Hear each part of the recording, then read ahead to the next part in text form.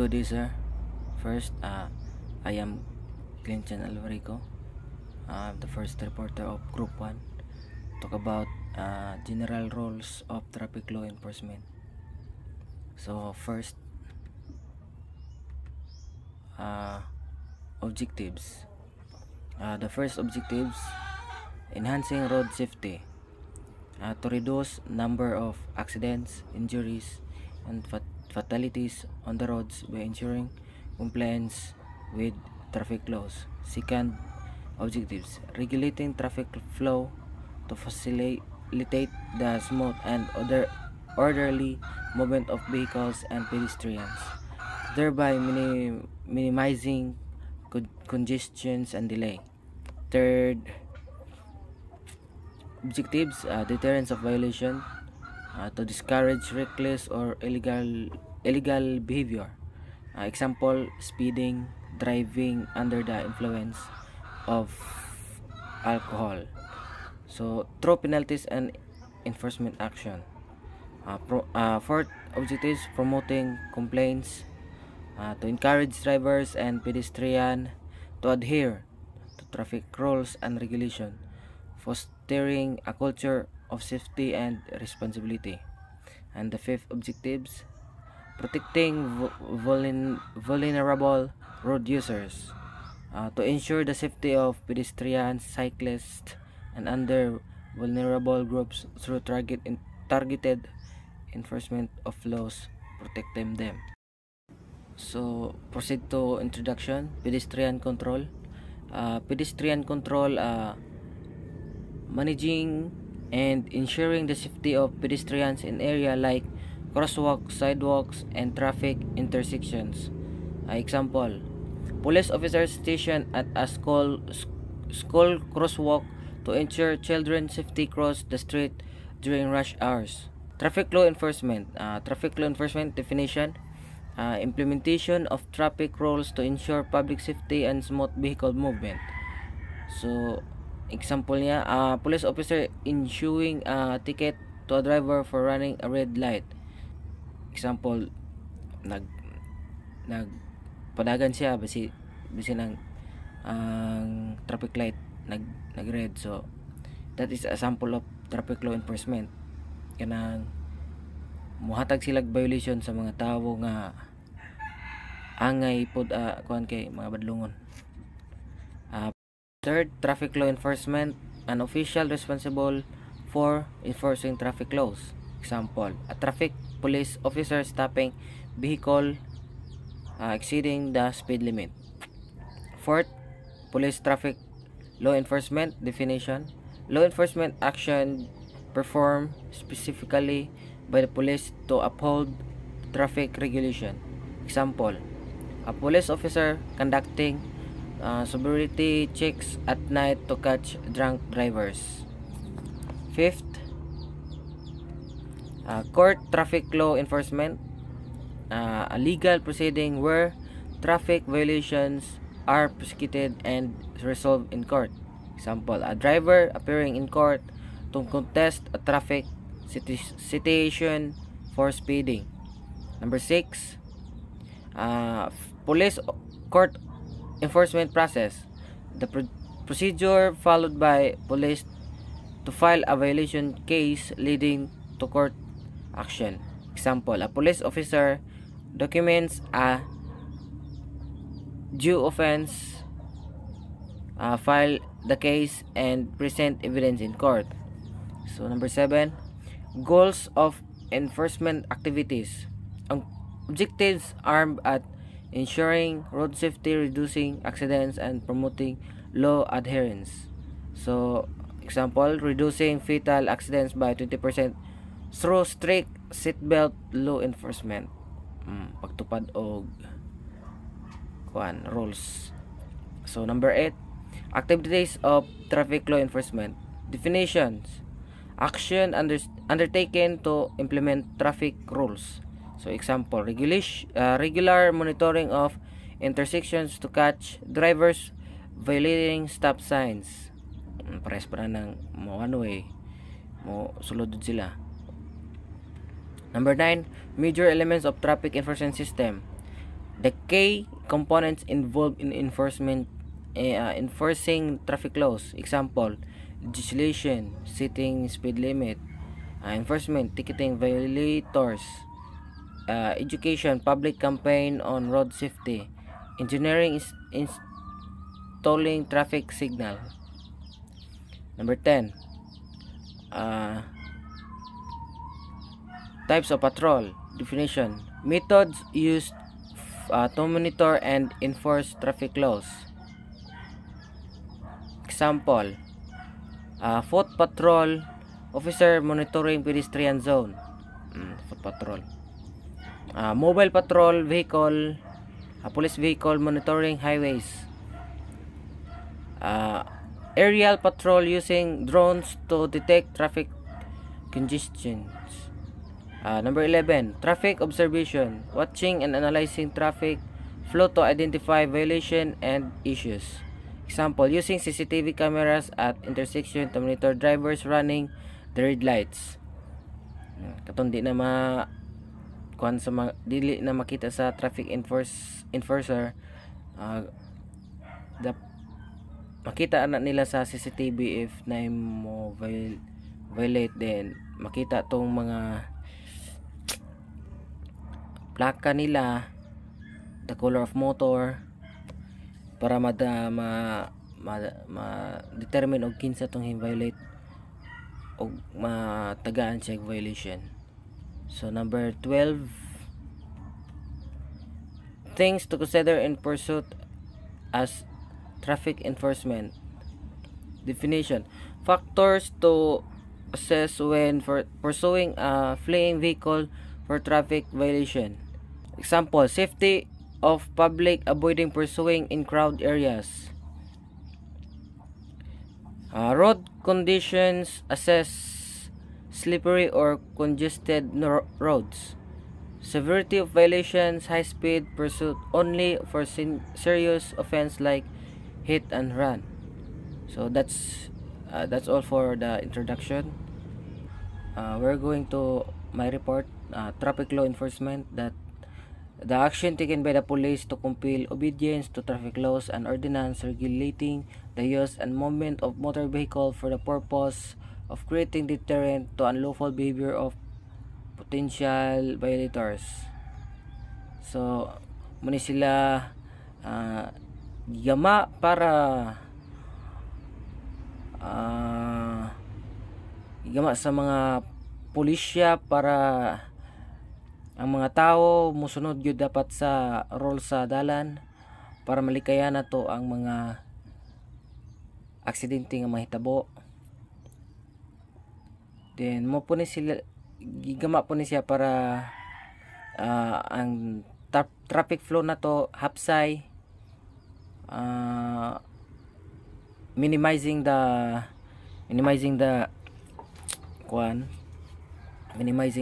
accident. So traffic law enforcer, a person duly deputized by an agency of government authorized by law to enforce traffic laws, rules and regulations. Mga tao ni sila nga gikuan sa gobyerno para diha sila magtrabaho, para pod mahapsay ato ang traffic flow, para iwas aksidente. Mo po ni sila mo kuan nato, mo kuan og sa mga violators, mo ni sila mo hatag og citation, mo po ni sila mahatag violation nato paglabag nato sa mga rules sa dalan.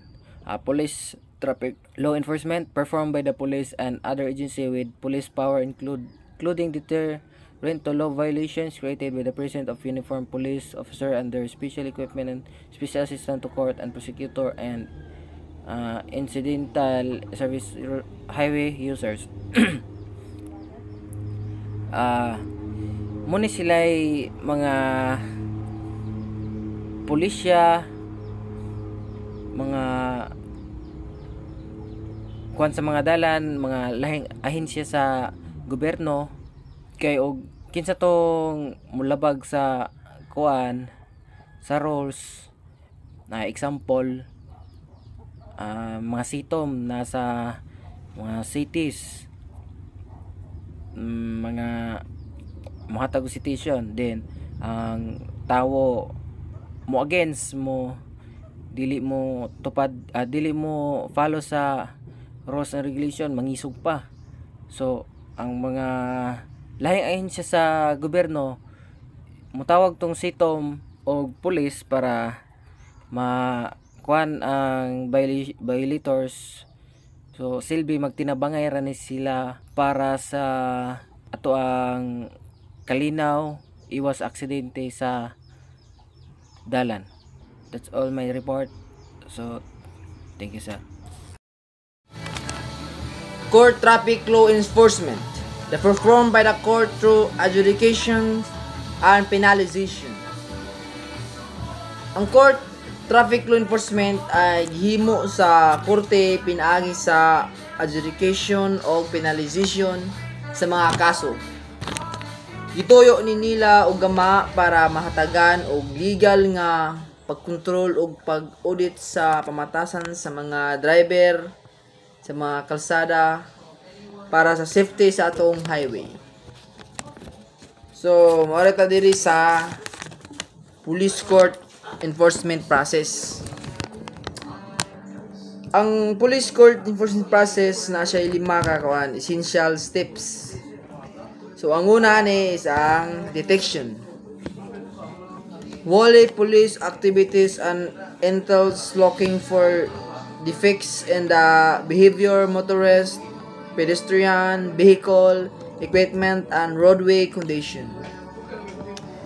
So, ang detection, guys, is isa ni sa mga kalihukan sa mga pulis nga gihimo karon kay kailangan manggod makita ang mga depekto o paglabag sa mga motorista, pedestrian, sa mga sakyanan o kondisyon sa atong mga dalan. So, example na guys, isang example sa detection, guys, isang nakita sa pulis ang usa ka driver nga nilabay sa school zone nga harap. Nya kay kining mga pulis nato is naa ni sila mga radar gun. So na-detect dito nga nilapas siya sa speed limit nga 24 to 40 km per hour. Muto sa na-detect sa pulis na ang usa ka driver nilapas sa overspeed sa school zone. So moari ta sa ikaduha sa ang apprehension. A police responsibility wherein the police are required action to prevent continued and future violation. Responsibilidad po sa mga police na maghimo sila actions na mahunong na ang mga driver na sige gyapon og pabuyag sa dalan para po malikayan na ang mga violation. So ang example ana guys is ang ganiya nga naay driver nga harap nya nilabay sa school zone, naghimo sila aksyon ug ilang gipahunong ang driver ug ilang gitikitan para sa overspeeding sa driver. So mo to guys na nagamag aksyon ang mga pulis, gipahunong nila ug gitikitan ng driver. So, arita diri sa ikatulo, ang prosecution. It is a court function. The police also provides corresponding influence through preparation and introduction of evidence or close contact with the prosecution. So, usap po ni sa mga tungkulin sa korte nga. So ang police is naa sila'y mahalagang papel na ginagampanan. Pinaagi sa paghatag og ebidensya, pagsulat sa mga nahitabo og pakikipag-ugnayan sa piskal. So for example na guys is di ba natikitan natong driver, nasuko man di ay, so ang driver nagreklamo sa korte about sa ticket.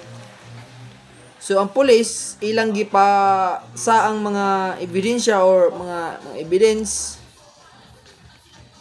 agkatong ang mga result sa radar gun og mga video sa patrol car ug mga ulat sa mga aksidente sa prosecutor na maoy maghain og kaso sa korte. So mo to guys, nagay dakong papel ang pulis na kuan mong ipasa nila ang mga ebidensya sa korte. Ang ikapat ang adjudication. It is a court function. The police provide influence on this step by as a witness to the prosecution by supplying additional evidence. It determines the guilt or innocence of the accused. So isa po ni sa mga responsibilidad sa korte.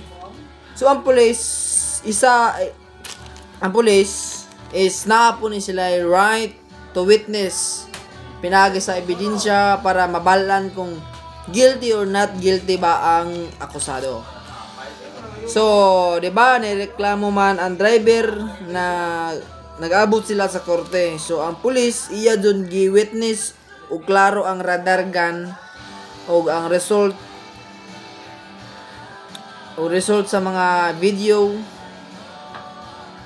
sa korte. So, kung giunsa pag-drive ang sakyanan. So ang korte ilang gilantaw og gitarong ang ebidensya apel sa mga testimonya sa pulis para mabalaan kung guilty or not guilty ba ang driver. So mao to guys, mao to evidence, mao to adjudication. So dirita sa ikalima ang penalization. So, ang penalization ay, kuan po niya guys, ang korte ang muhatag og parusa sa akusado kung napatunayang guilty. O, mas mugrabe pa ang imong parusa na badawat if naa kay record na daan sa una. So, muna ang penalization guys. So, example ani guys is kung ang driver ganiya na napatunayan na nagkasala gid siya, so hatagan gid siya sa korte o parusa ang driver. Pwede multa or ubang parusa. Pero ang driver nga na-record sa una na daan, pwede kini ipasa sa korte o posibilidad nga mudako ang yang multa or mabugat yang kaso. So, mo to guys ang penalization. Good day, sir. I am Rimar Ingok. I am the third reporter of Group 1. My topic is about the goal of enforcement activities. Here are the followings. 1. Increase safety level. This refers to action taken to reduce the likelihood of accidents, injuries, and fatalities on the roads. It involves enforcing laws that encourage safer driving practices, such as speed limits, seatbelt use, and regulation against impaired driving. Example na sir is magabutang og speed limits dol sa school zone para mabantayan or makabantay ang mga driver na may mga labang estudyante bisigon sa orasa o magabutang kuan signal light or traffic enforcer. Number 2, increase traffic efficiency. Ensuring that traffic moves smoothly without unnecessary delays or congestion. This is achieved by managing traffic flow through measures like traffic signals, road sign, and rules that prevent bottlenecks or gridlock. Example, kay para mapataas ang mapataas ang safety sa mga driver or mga tao na mga labang is mabutang o traffic light sa mga busy na intersection para mga masakyanan maka makaagi or moving efficiently, dili magka traffic. Number 3, ensuring harmony and comfortable environment. This focuses on maintaining a pleasant and orderly road environment where all users, including drivers, cyclists, and pedestrians, can coexist peacefully. It includes managing aggressive driving, road rage, and other behaviors that create tension or discomfort on the road. Ang kanan is example is educating drivers to respect pedestrian crossing and avoid road rage. Example nga mga educated o tudloan ng mga driver na mosunod sa mga balaod para palikan jud sa mga disgrasya pag oy kan sa mga magbutang mga sign na magbuta like speed limits para na mapahinay sila or tuluan sa kaibalan sa mga file para mahadlok sila mo supak sa mga balaod. Number 4, maximize safety. This is an ongoing commitment to continually improve and enhance the safety of the roadways through enforcement, infrastructure upgrades, and education. It refers the ultimate goal of reducing accident and injuries to lower the possible levels. Example na siya ka na mag-install og barriers sa highways para ma-reduce mga disgrasya or mga mag-upgrade og mga kasada pod or tudlo sa mga bagong mga balaod sa mga driver. Next is activities of traffic law enforcement. 1. Preventive activities. These are proactive measures taken to stop violations and accidents before they occur. Example include visible police presence, speed cameras, and public awareness campaigns that inform drivers about dangers of certain behavior. Example na para ma-prevent ang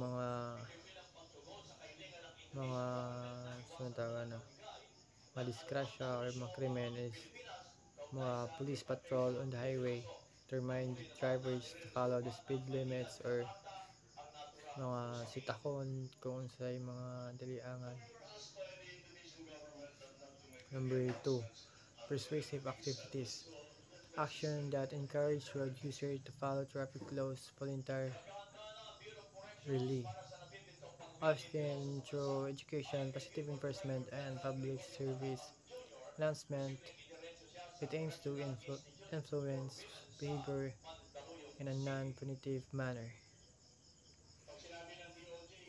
Persuasive. Ang example na siya is warning drivers with speed limit signs to slow,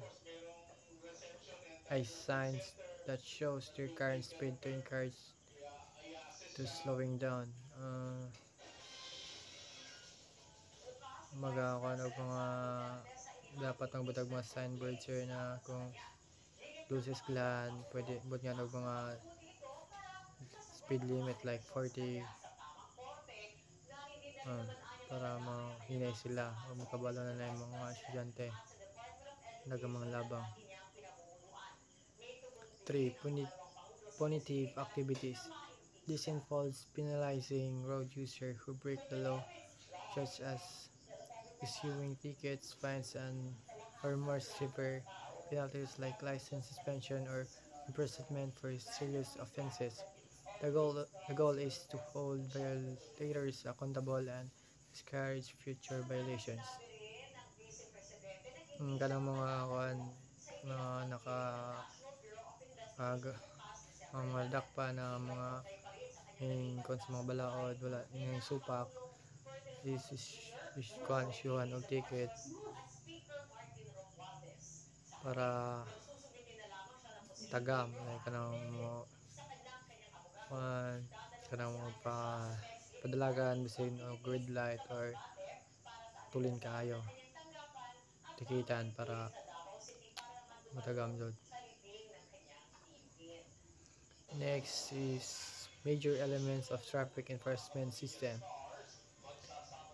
Encouraging system. Encouraging system includes the infrastructure, policies, and personnel responsible for enforcing traffic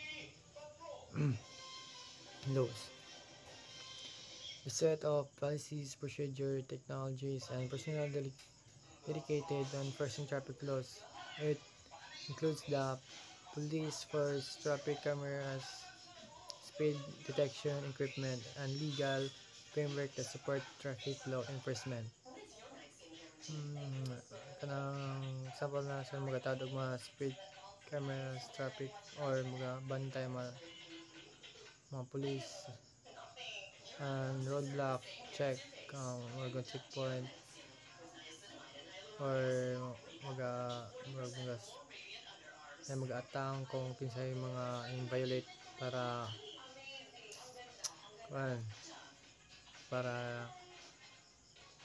mawala dahil ng mga giyagulo masakpan po sila mga speed cameras kita kung kinsay supak sa balaod.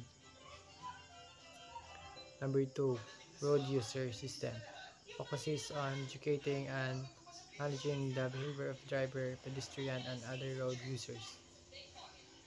This refers to the network of individuals who use their roadways, including driver, pedestrian, and cyclist, and public transportation user. Effective traffic enforcement requires understanding and managing the behavior of all road users. Ang kunan sa iusa ng mga gamit sa or niag sa dalan like driver, cyclist, or mga tao naglakaw ra na mo-follow sa traffic signals and sign para walay mga madisgrasya or walay mga fainan or ma-fainan og ticket kasi disgrasya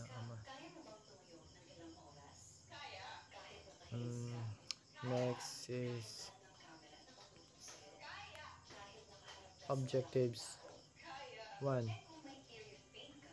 Deterrence of violators. The goal is to prevent violators by creating a perception that breaking the law will result in consequences. This is often achieved through visible enforcement and consistent punishment of infractions. Deterrence. Example, sir ka mag-set of traps sa highway to make drivers think twice before or about speeding. Kana sa kita marang butang og para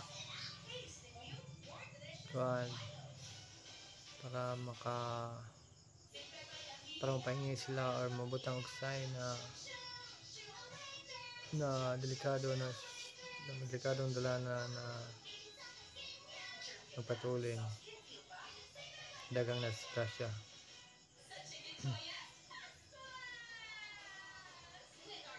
Number 2, detection and apprehension. The process of identifying and catching individuals who violate traffic laws. This includes surveillance patrol and the use of technology like speed cameras or license plate recognition system. Example na is pull over driver who is texting while driving. Si taho na gamit og cellphone while nag-drive. Or Ang kana pong mabutang to talaga ng mga speed cameras or license plate recognition system para hibalaan kung kinsa jud ang mga nagpatuloy na hinungdan sa mga traffic para ma-finean dayon og mga penalties. Number 3, observation and reporting of traffic conditions and road conditions. Monitoring traffic flow and the physical state of a road to identify problems like congestion, accidents, or poor road quality. This information is used to make adjustments or refer to improve safety and efficiency. Example is police observing road condition during rush hour to identify areas with traffic jams or unsafe condition. Mga police na butang sa lugar na pero may traffic o nga disgrasya para mabantayan nila kung sa may hinungdan or masulba dayon. Ka-observe sila. And the last is number 4, providing certain services to the public. Offering assistance to the road user is needed, such as helping after an accident, guiding traffic during special events, providing direction and information. This enhances overall relations between the public and the law enforcement while promoting the road safety. Example is traffic enforcer directing cars after a traffic light malfunction or helping clear an accident scene. Matabang sa mga sample na matabang sa mga na-event, sample kanang mga dagkong tao like mga presidente mo ari sa secure mo kung sila mo kanang mga law enforcement magbantay or mapan sa mga masakyanan tugan kung asa ang dalan para dili ma-traffic or kanang promote safety road. Promote safety road. And that's all, sir. So, good afternoon, sir. This is my assigned topic about general rules of traffic law enforcement. Types of patrol. There are two types of patrol. One is line patrol and two is area patrol. Line patrol, it is assigned to a particular place. So, assigned ni siya, ang officer is assigned sa particular place. In line patrol, this involves observation either in moving or stationary observation. So, pwede siya either in moving or stationary. So stationary means moving or not changing position at a certain route or point of major street in a city. So, sa usa ka certain route or point sa usa ka street dito sa lungsod. And usually, this is done by foot patrol officers.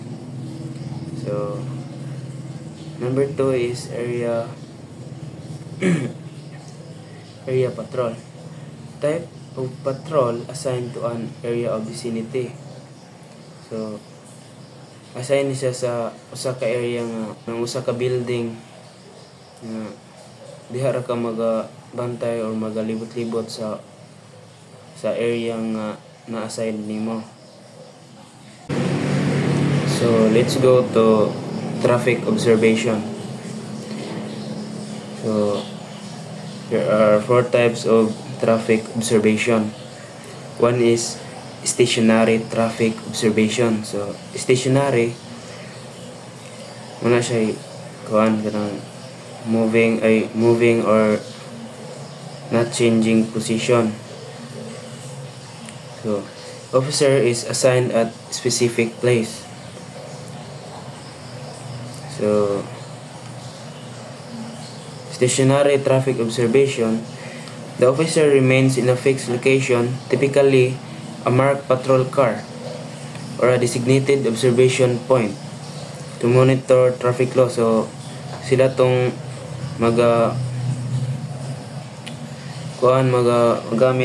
gamiton sila para for monitor traffic flow or identifying potential violations and responding to incidents. So example sir, kanang officer nga nagparking then sa usa ka busy nga intersection, sila tong mag-monitoring sa traffic lights and sa vehicle speeds.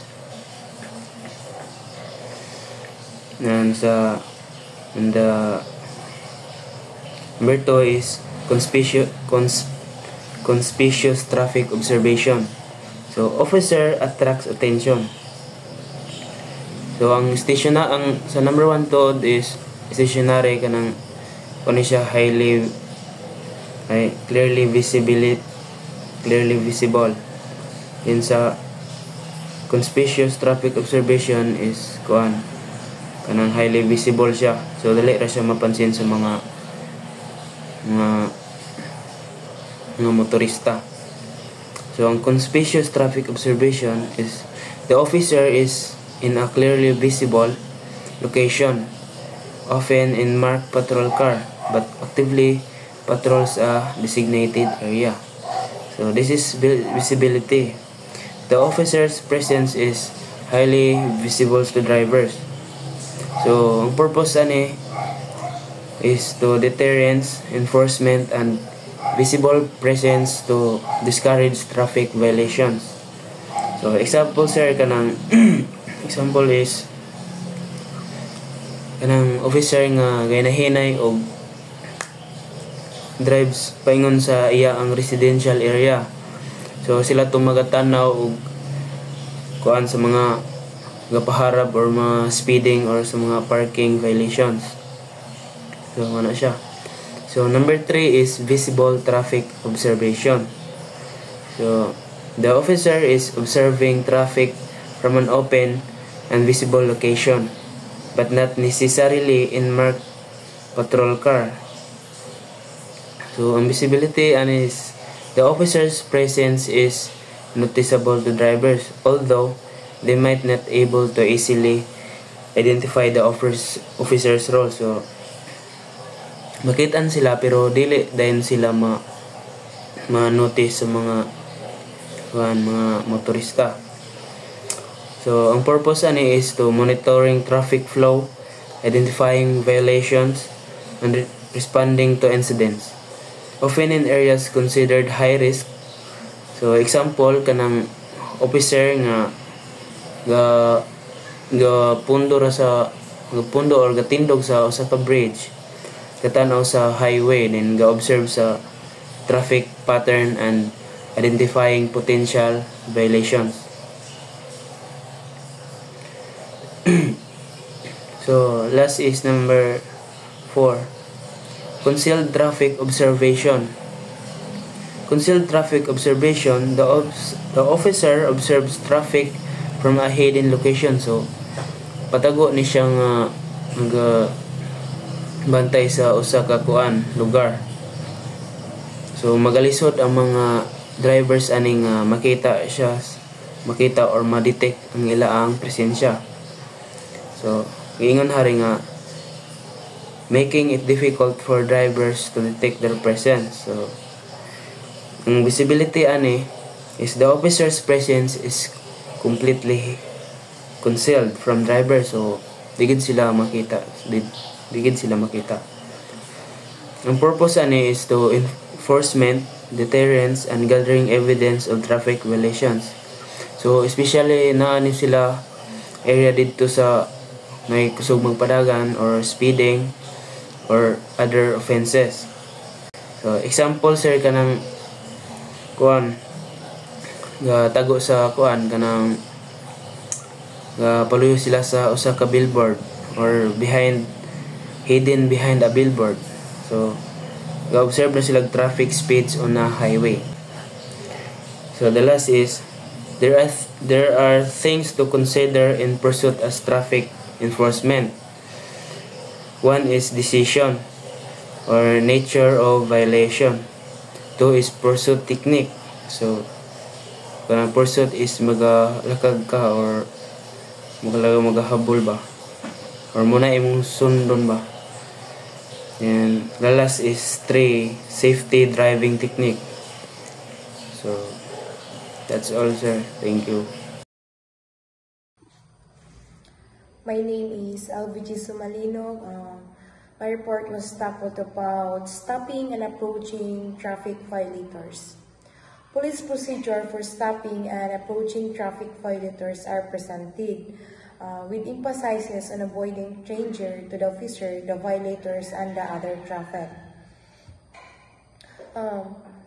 It must be done with considerating the safety of both parties engaging.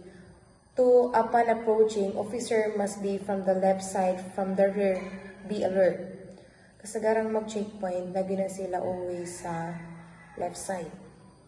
Even sa mga traffic enforcement nga mabadlong, lagi na sila always sa kabante mo, na sila always sa left side. Then, traffic road check. It is done to inspect the following. First, faulty vehicle equipment. Katong mga vehicle nga na yung mga guba, and ikaduha, registration and licensing procedure. Registration sa mga sakyanan nga mga drivean, kay basin expire na or wala dyan na rehistro. Then sa license, pangita dyan na nila. Then intoxication of cargoes check, kana ng mga unloaded ng mga kuan, kasagaraan nila makuan ang mga sakyanan.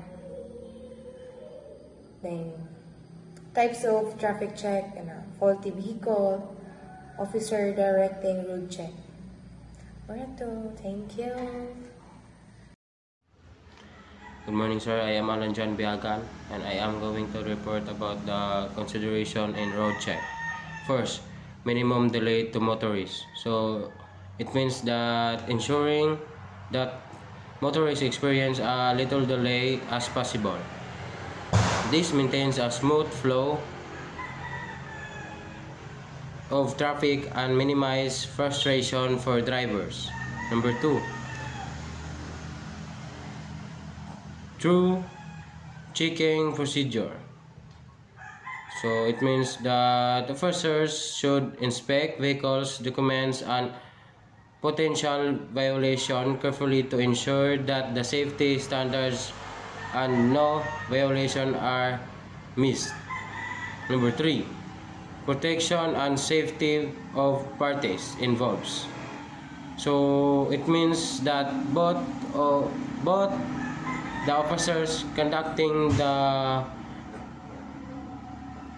check and the motorists must be kept safe. 4, timing, location, and frequency. So it means that the timing and location and frequency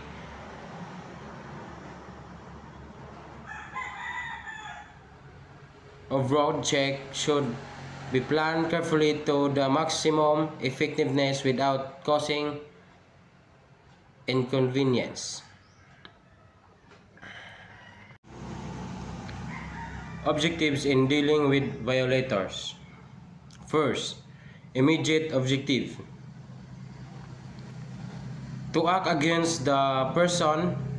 The first objective when dealing the violators is to address the violation in real time. 2. Ultimate objectives. To change the future of the person beyond immediate punishment. The ultimate goal is to educate the violators so they change their behavior in the future. Points to remember. Violators are diversified. So it means that lahi-lahi ang kahimtang ang mga tawo nga nakalapas sa balod ug lailay sad ilang rason. Number 2, conflicts may arise among violators. So, ang pasabutan ang ubang mga violators mahimong lisod atubangon o maisog igdili patuo. Number 3, you are a professional officer. There is no professional violator. So, pasabutan nila, kinahanglan magpabiling kalmado o professional bisan unsa pa ang kinaiya sa violators. So, ang last, number 4, be alert for the unexpected points to remember. So, ang pasabot, dapat andam kanunay sa mga dili damhang panghitabo sa panahon sa pag-check o pag-atubang sa mga violators. Example, o musukol or di patuo. That's all, sir. Thank you.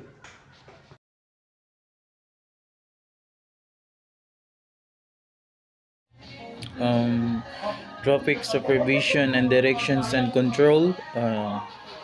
An act of overseeing the traffic to keep an order of street and highways within existing law. So this mean ang obligations or responsibilities sa mga pulis ang mga panghitabo sa road. So isa sa pinaka-important kay ang traffic laws nga kasagaraan traffic nga kasagaraan mo gini siya problema sa mga dagko nga city like Cebu, Manila. So ang purpose ani mga police is pag-supervise o paghatag sa sakto nga directions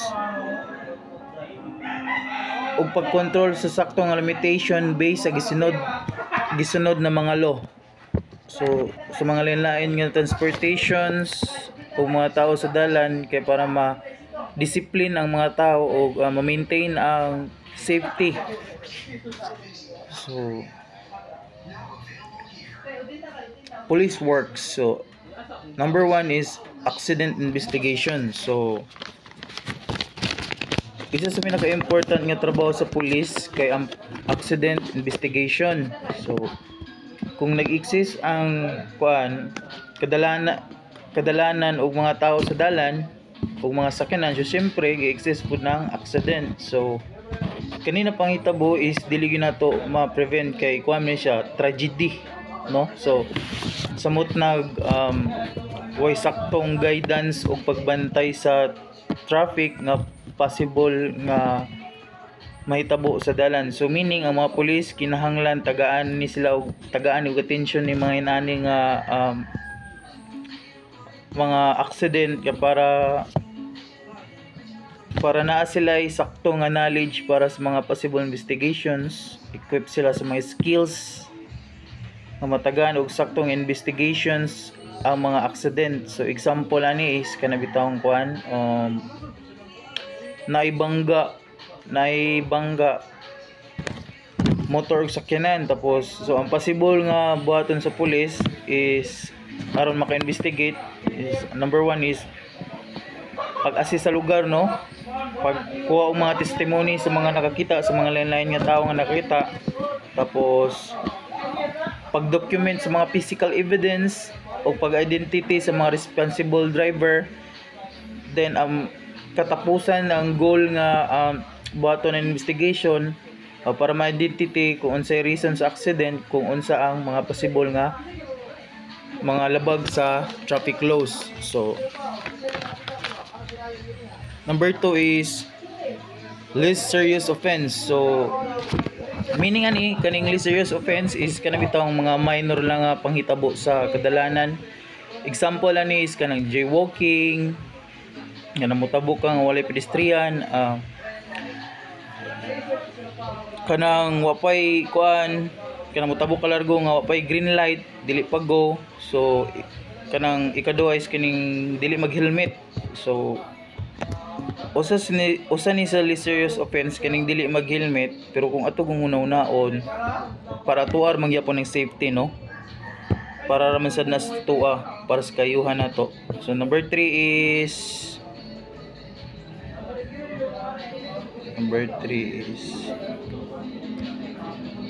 plan and special events. So no, serious traffic offense rather, number 3. Unlike sa serious offense, ang serious traffic accident kay mga bugat ni siya nga penalty. Mga bugat nga penalty paglapas sa traffic law nga makasense og dako nga impact kay pwede kani makadamay og daghan nga kinabuhi, no. So worst possible ani kay kanang bitawong kuan mga dagkong accident reason nga daghag mamatay. So tungod kay dako man ni siya og kanang kuan problem, dako ni siya nga epekto, possible nga mas dako pud ang penalty niya. So pwede ka mapriso or makuhaan kasi mong driver's license. So example ani is driving under the influence of alcohol. So kung hubog ka sa motawag ka ng hubog ka sa motaglay yung ano, so di ka makafokus og sakto kay nalipong, so na makatulog sa dalan, makabangga ka, makadamay kay lain tao.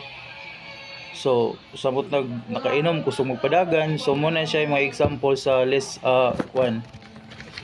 serious traffic offense. So let's go to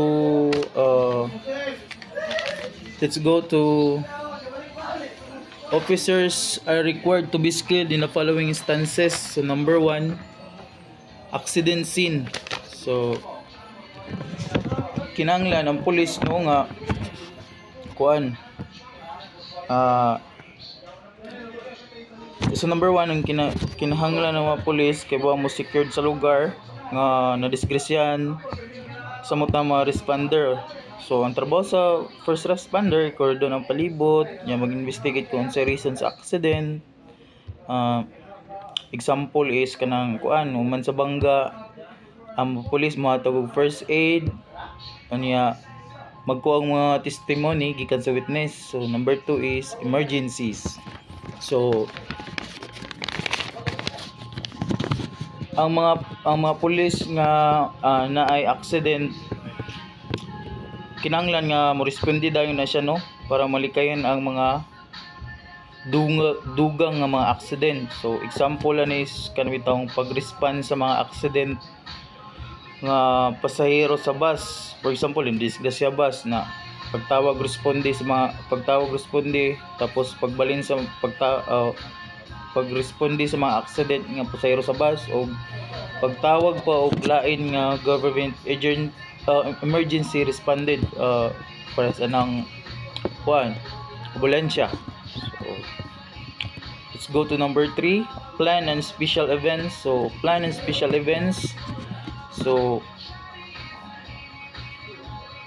ensure ang kahapsay sa mga tao ug security sa mga special event. For example, sinulog in Cebu, no? During sinulog, so kinahanglan nga postihan na siya og kanang lain-lain nga pulis kada kanto sa lugar, no, para malikayan nato ang mga pagpangawat o mga gubot sa kadalanan. So ano siya mo siya example sa plan and special event. So let's go to number 4, regulation points and integrations of control. So regulation points and integrated control kanang bitawong kuan pagbantay ang mga pulis sa mga lugar nga need bantayan aron masiguro nga walay panghitabo nga dili maayo, no, mga dili pagtuman sa mga laws sa paglabag. So kinahanglan nga ang pulis is kinahanglan ang pulis ani is kanang kuan gini yung mga pulis aning kuan kanang unsa ni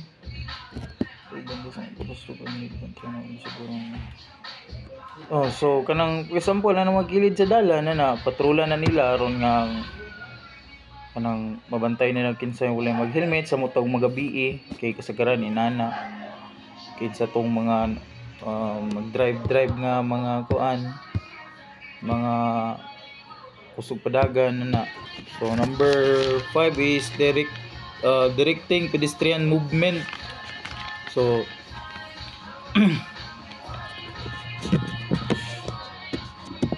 directing pedestrian movement, ang mga police kay magkontrol sa mga tao nga naglakaw sa road, no, sa kadalanan aron ma-sure ang safety, labi na sa mga dagkong city nga prone to accident or mga dili maayo nga pangitabo. For example, like Cebu prone samot na diri sa kasagaraan accident diri is sa south part of the Cebu. So makita nato sa TV Patrol, no, or mga news daghang mga disgrasya nga pangitabo aning South Road sa Cebu.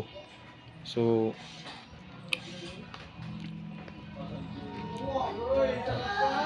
that's all. Thank you. Officers are required to know how to direct in the following places. Number 1, not signalized intersection.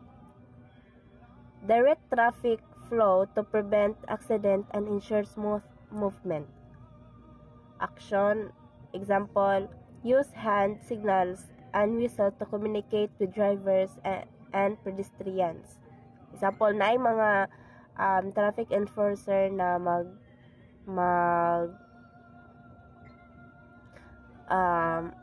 mag-whistle para sila ang sundon para dili traffic ang pedestrian kung walay pedestrian light.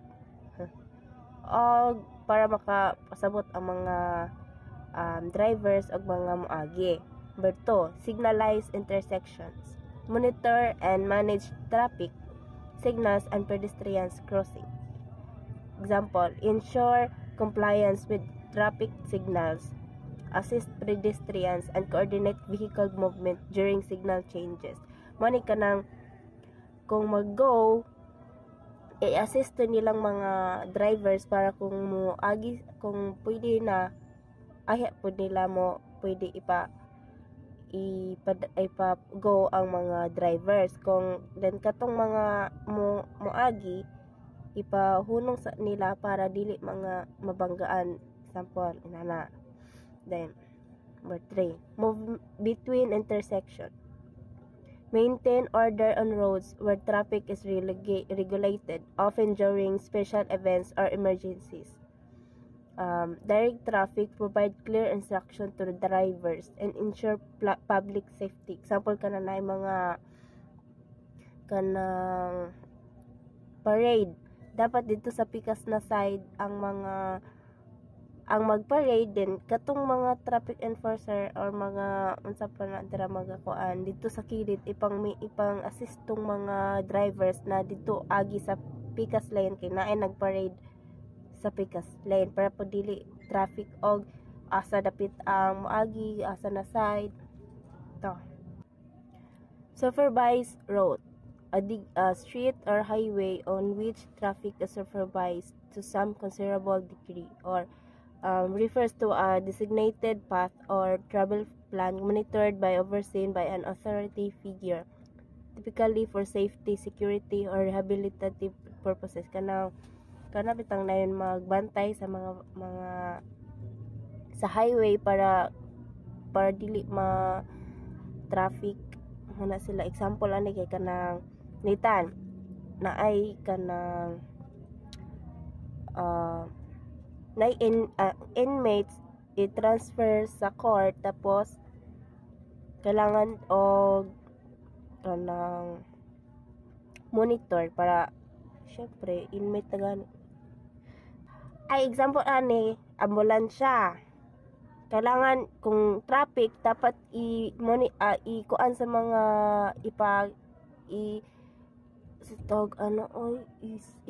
i-supervise para makaagi ang ambulansya which is emergency. Oh my god. Tapos police traffic direction. It involves telling the public how, when they should not stand and move. um, involves comprehensive traffic control beyond regular signals. Officers guide pedestrians on when to cross, re-regulate vehicles on busy intersection, and manage roadblocks or detour. Kanang kung kanus pwede mo agi ang mga tawo o kanus pod pwede ipaagi ang mga sakyanan ug kanang kung ang intersection kay daghan na kayo ga agi-agi ipapuyo sa kay ang mga motorcycle na po ipaagi para dili magabisi ang street or highway. Puto siya para Hi sir, good evening Mr. Emiliano Kilikite. My name is Runjan Malikay. I'm from Group 1 and this is the continuation of our report. This is my assigned topic, point and area control, police traffic escort, and traffic direction and control. So, point and area control, it says that it is the part of the traffic direction concerning the control of vehicular and pedestrian movement. So, why is it important, the point and area control? It is important because it gives information to the motorist to avoid accident, to give safely to our community, and to avoid accident. One of the example of point and area control is in the school. We know that in every school of our place is have a pedestrian lane, especially if our school is near in the highway road. So in that particular area, as a driver, especially in a rush hour, we need to control our driving skills. So we need to slow drive or drive slowly on that particular place, and we need to give way, especially to the student who cross on that particular pedestrian lane or a particular road, so that we need to avoid we avoid the accident on that particular place. So as a driver, we need to know this deeper about a point and area control, because it gives more safety as a driver. It helps to avoid accident in our community, and that's a point and area control. So we proceed. Police traffic escort. So police traffic escort, it says that it involves mobile supervision of traffic movement. Directing orally and visually are done to allow free and safe movement of escorted vehicles. So this kind of escort is done by the police officer, and one of the example of this is parade. So why is it important to have an escort by the police, especially in this particular activity like parade? Because it leads to the activity. It leads to the way.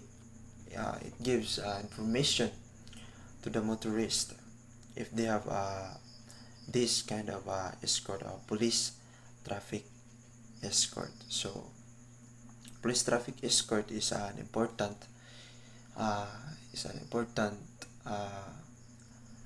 activity to the road, especially if we have implementing the parade. So we need to give safety first to the motorist. So we need to coordinate the police officer to escort us to our activity, especially in this particular activity like parade. So that's a police traffic escort. So the third one is traffic direction and control. Traffic direction and control, it says that it is the control direction of a traffic units according to proportionate time to prevent a traffic accident to maintain smooth flow of traffic. So traffic direction and control is done by a police officer also, performed by one of the example if this is performed by TMG or traffic management group. So if you, especially in the city place like Manila, Cebu, you see the TMG group or traffic management group.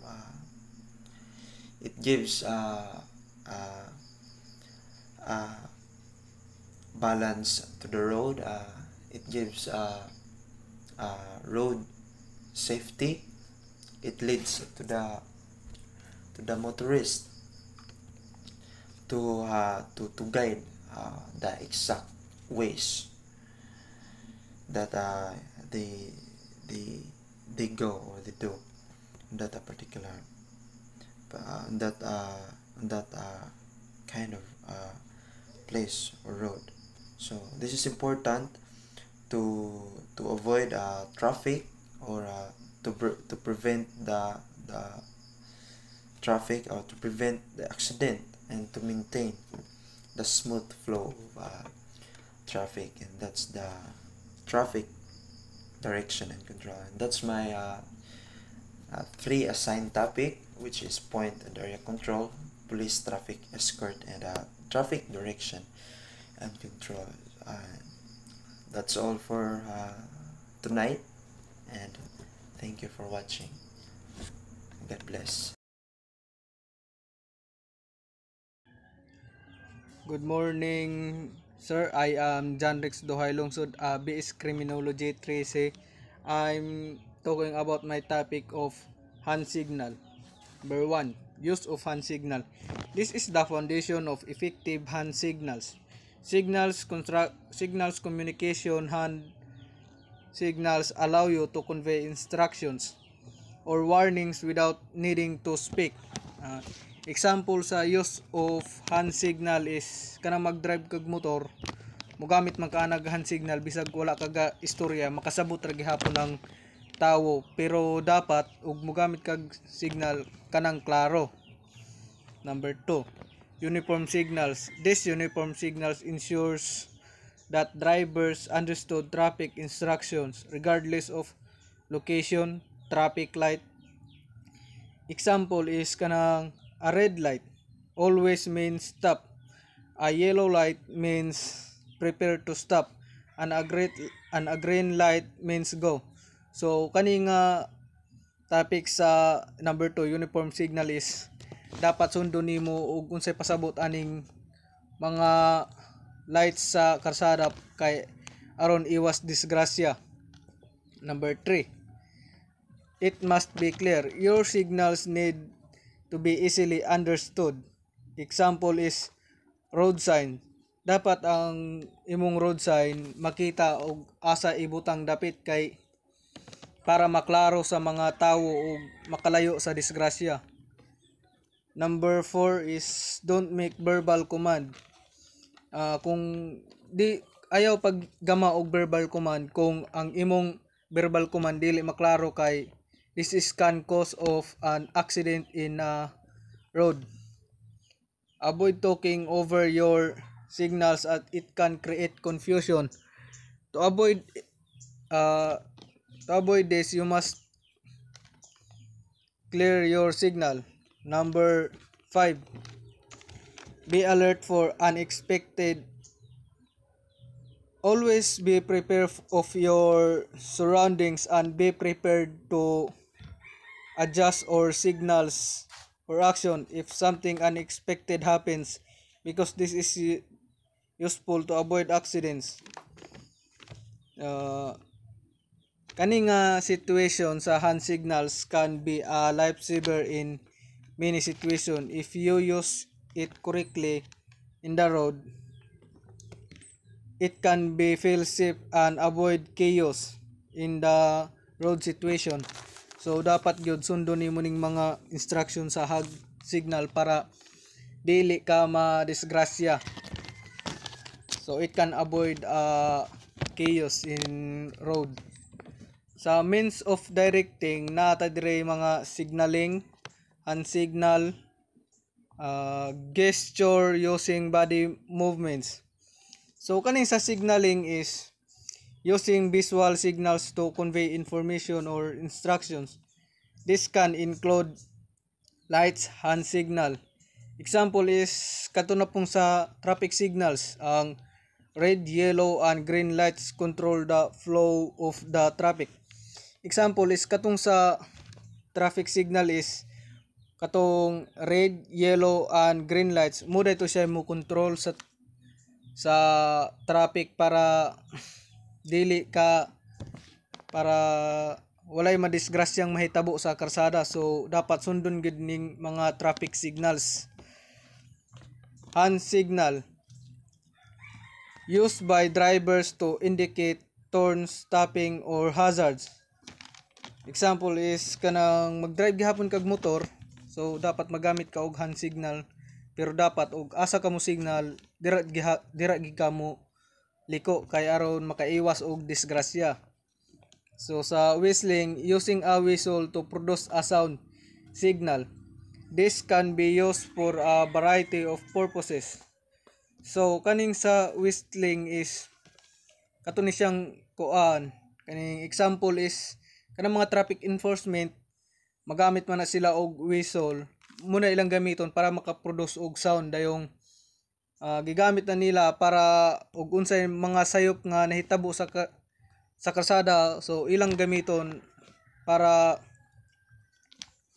mapamatudan sa mga tawo nga sayop ang ilang gibuhat. So gesture using body movements to communicate. Example aning sa gesture is kuan, pointing to indicate a directing or object.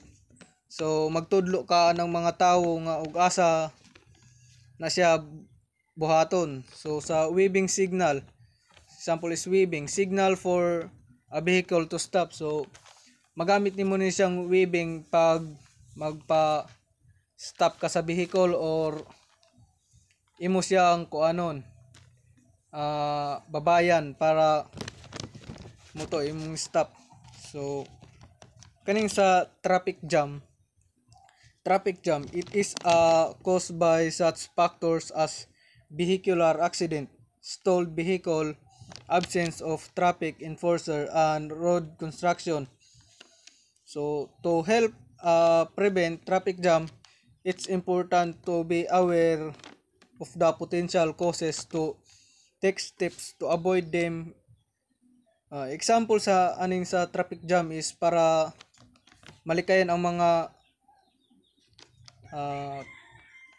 kuan sa karsada, malikayan ang disgrasya is drivers should be careful and attentive while driving to avoid accidents. So muni isa sa mga buhaton nimo kung naay traffic jam. So para kuaning sa means of directing traffic jam og hand signal, dapat bisag unsa nga pana nga signal, dapat importante gyud ang sakto og dali masabtan, kay kung ang imong signal is sayop dayong dili masabtan, naay potential na possibility nga makakos siya og accident nga makaresulta sa damage or death sa tawo. So mura to, and thank you. Good day, sir. This is Gerald Ivan Amis. and I will tackle about the procedure of traffic jam. So the first one is determine the cause. So identify what is causing the traffic jam. So you need to identify what is the cause of traffic jam, and the common causes of traffic jam can be accident, obstruction, or stalled vehicles. And the second one is, in case of accident, conduct fast investigation.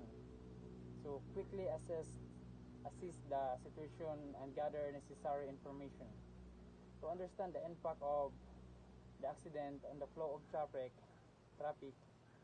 this may involve coordinating with the law enforcement or traffic authorities. The third one is, in case of engine trouble, assist the motorist in pushing the car to place. So if a vehicle has broken down, help the driver to move it on the safe place or location or on the side of the road to clear the way for other vehicles.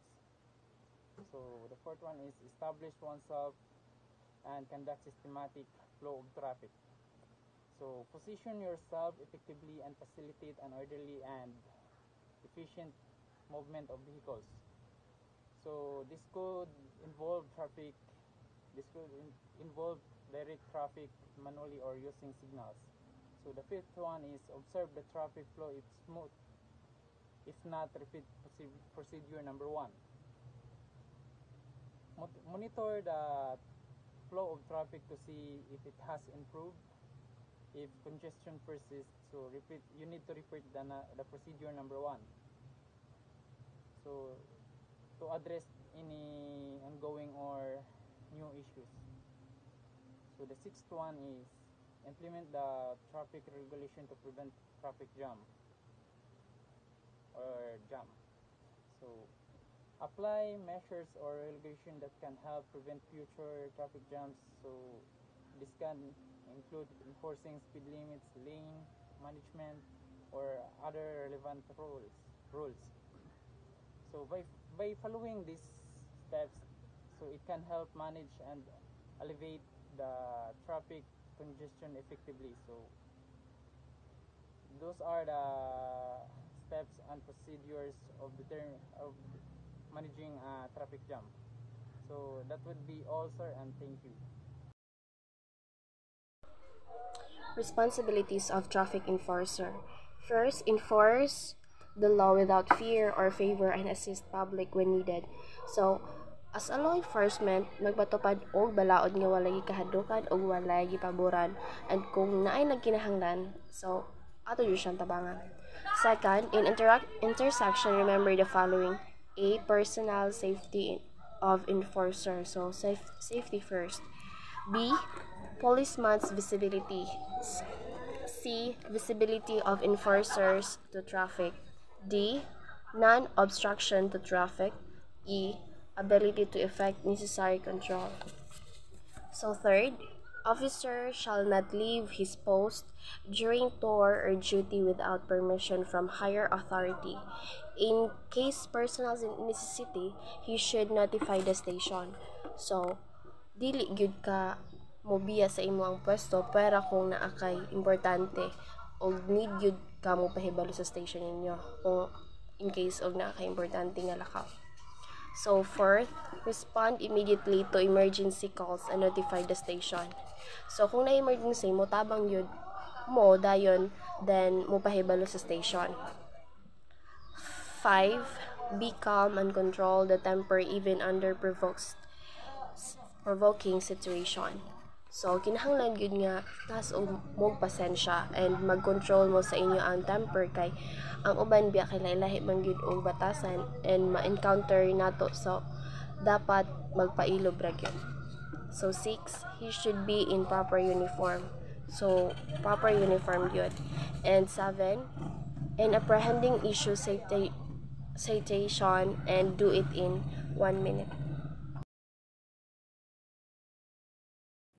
Good morning, everyone. I am Shobi Cara V. Tamparong, one of the reporters of Group 1, and I am assigned to report about Pedestrian Control Program of Pedestrian Enforcement.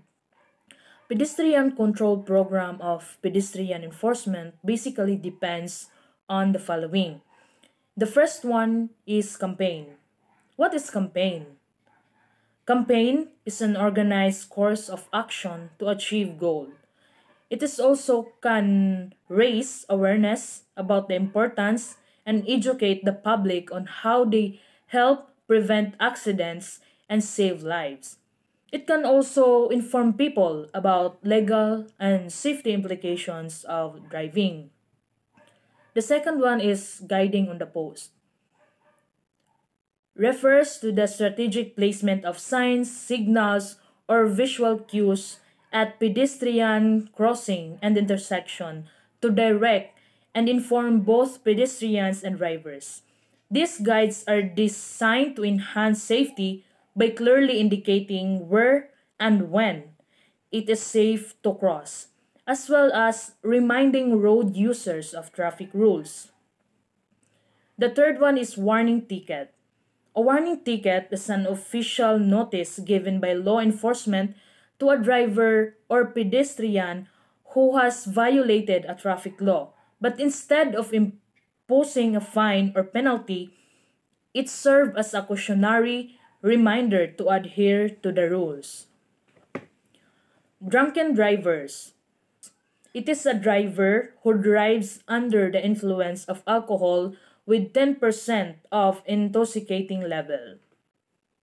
Field sobriety test. So before we proceed to 7 field sobriety tests, first, what is sobriety? So, sobriety is the condition of not having any effects from alcohol and other drugs. That is the meaning of sobriety. The first field sobriety test is walk on straight line. In field sobriety test, walking on a straight line is used to assess a person's balance, coordination, and ability to follow instructions which can be impaired by alcohol or drugs. This test challenges the cerebellum, a part of the brain that plays a key role in motor control. It's in interviewing how this simple test can provide insights into the functioning of this critical brain region and its impact on our motor skills and decision-making abilities. Second, 1-foot balance. In field sobriety test, the 1-foot balance exercise is used to evaluate a person's balance, concentration, and physical control, which can be compromised by alcohol or drugs. Third, reading. In field sobriety tests, the ability to read is not typically assessed. However, understanding instructions is crucial. The tests are designed to evaluate a person's cognitive function, such as attention and comprehension, which can be impaired by substances. Fourth, spelling.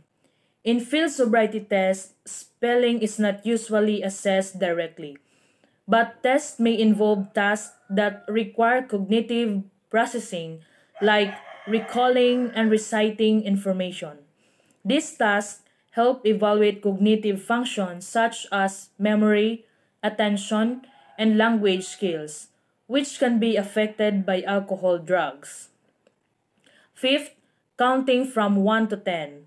In field sobriety tests, counting from 1 to 10 is not typically required, but similar tasks might be used to assess cognitive functions like attention, memory, and the ability to follow instructions. Sixth, videotape the movement. Videotaping the movements during a field sobriety test serves as an object record the individual's performance, which can be crucial for legal proceedings. This documentation provides a clear and unbiased account of the test, ensuring accuracy and fairness in evaluating the results. Seventh, photograph unguarded movement. Photographing unguarded movement during a field sobriety test can provide objective evidence of a person's physical state at the time of the test. This documentation can be crucial in legal settings to verify the accuracy of the test results and ensure that the assessment was conducted fairly.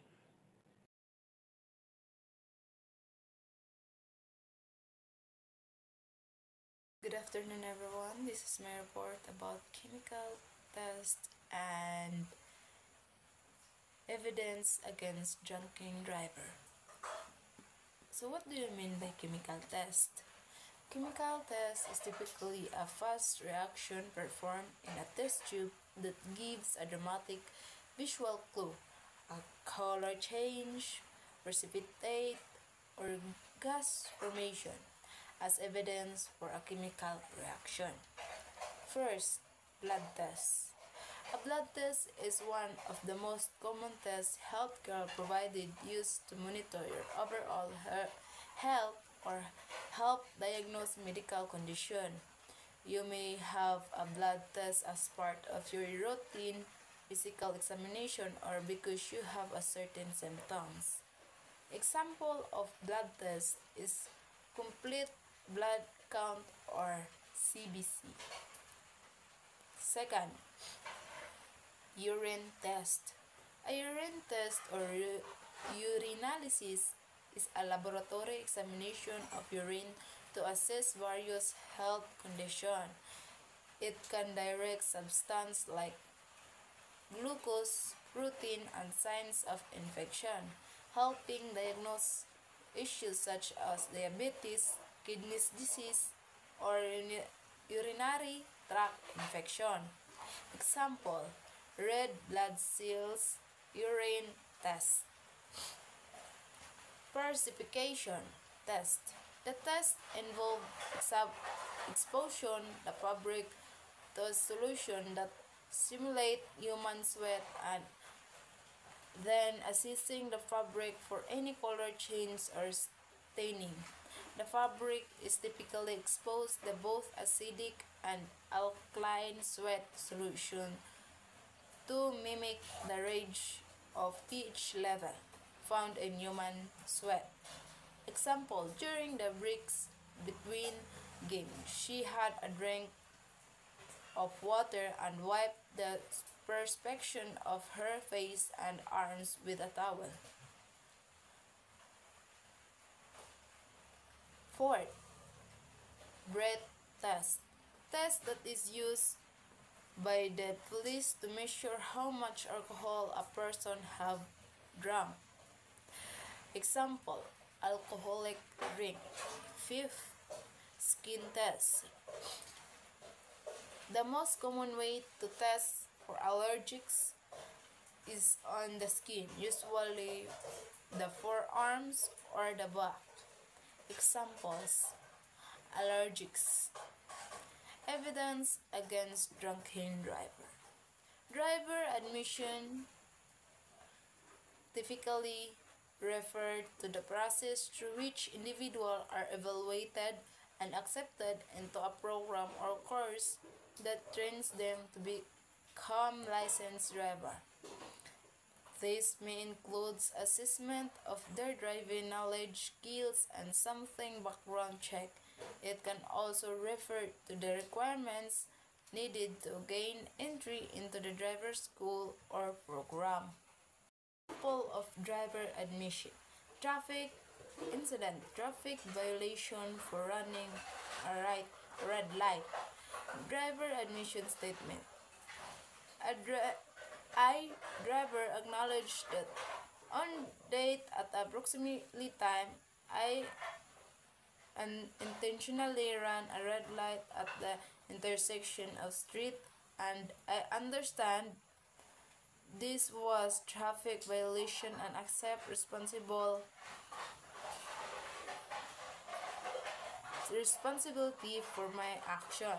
I was distracted and did not notice the light change in time. Moving forward, I will be more vigilant to avoid such as accident. It was like a letter to give to the police officer. Next, second is co-occupant testimony. Co-occupant means two or more adults who occupy the same dwelling unit as their primary domicile or legal residence within the state. Example, a person who live or work in a room or building. Third, material witness testimony. A material witness is a person whose testimony is material to a criminal proceeding and where it is apparent from an affidavit filed by a party that this person presents from testimony cannot be secured by a subpoena. Example, witness may testify that in this opinion, the car was driving too fast or the person was acting as though she were drunk. These are very opinions that lay people can derive from their observation. Expert witnesses are given more latitude to give their opinions. 4. Photography of drunken driver. Photography of a drunken driver typically involves capturing image related to the consequences and dangers of driving under the influence of alcohol. These photographs may depict scenarios such as car incidents caused by drunken driver, police conductive sobriety tests on drivers, individual drinking alcohol while driving, or the aftermath of incidents involving intoxicated drivers.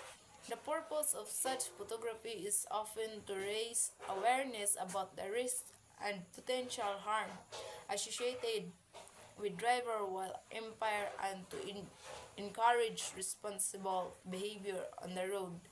An example of photography related to the drunken driver could include image showing scenarios such as car accident caused by drunken driver, police officer conducted sobriety test on driver, individual drinking alcohol while behind the wheel, the aftermath of accidents involved intoxicated drivers, visual representation of the danger and consequence of driver under the influence of alcohol. 5th, video, voice tape, or of driver. A video or a voice tape of a driver generally refer to a recording made using cameras or audio device inside or outside a vehicle. This recording can serve various purposes such as example. 1. Dash cameras capture videos footage of driving condition, accident, and road interaction for safety and ensuring claims. 2nd, fleet monitoring, used by companies to monitor driver behavior, ensure compliance with safety standards, and improving training. 3rd, surveillance. Cameras may be placed around vehicle for security purpose, recording any incidents or unauthorized access. 4th, audio recording. In some cases, video recording may capture conversation or instructions relevant to the driver's performance of interaction. This recording can be critical for investigation, training, and improving overall road safety. 6. Officer's testimony. Police officer testimony is somewhat different than typical witness. Police witnesses are allowed to use their notes during the testimony. Example, an officer testimony typically includes the detailed account of their observation and action related to a specific incident. Here's a briefing example. Officer testimonies example. On the evening of June 5, 2003, at approximately 8:15 p.m., I respond to a call regarding a suspected DUI on Main Street.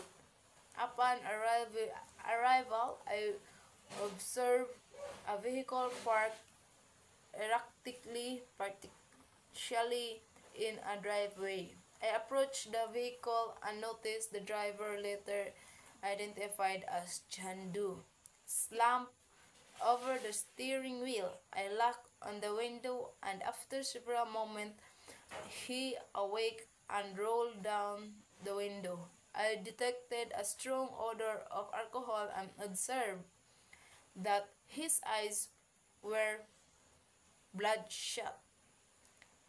I request Mr. Du to step out of the vehicle for further assessment. During the field subsidiarity test, he exhibited signs of impairment, including difficulty maintaining balance and slurred speech. Based on their observation, I placed him under arrest for driving under the influence.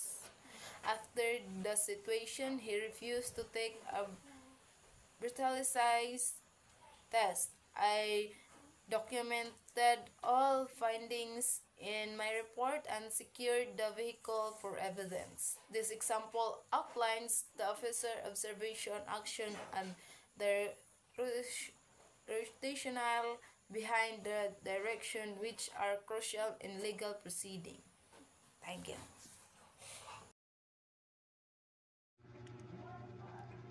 Good day, sir. Good day, everyone. Today, my topic is all about legal action against driver. And number 1, submit him to the nearest laboratory for testing.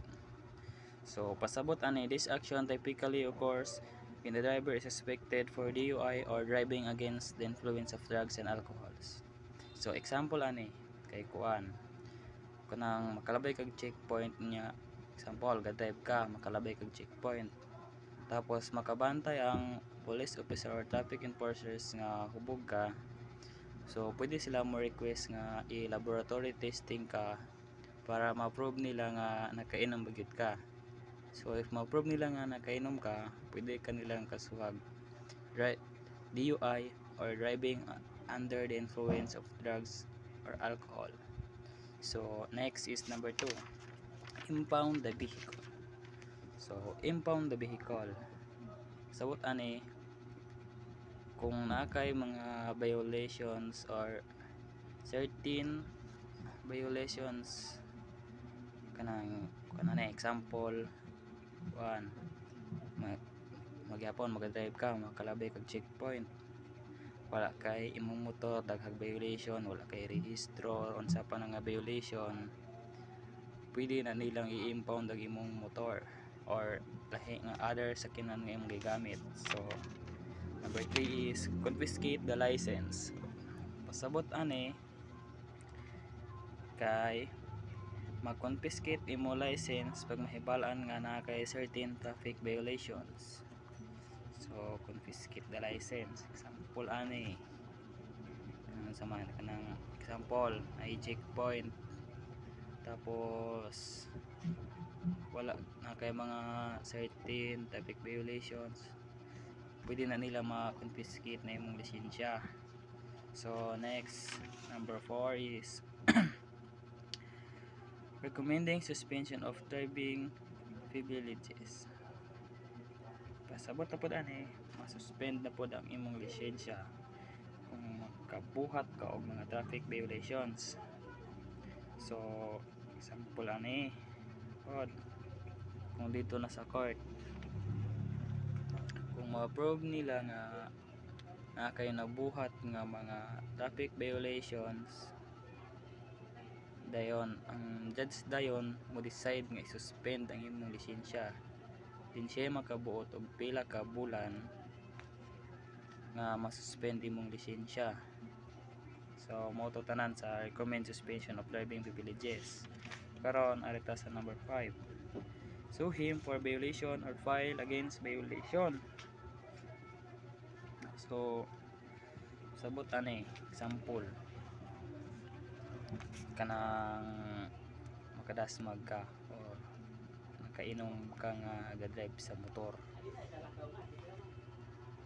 niya. Example makadasmag ka or kaagi kag checkpoint anya nakainom.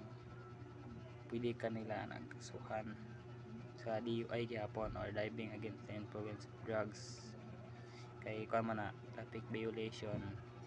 So makuan gina makasuhan jud ka ana. So lastly, number 6.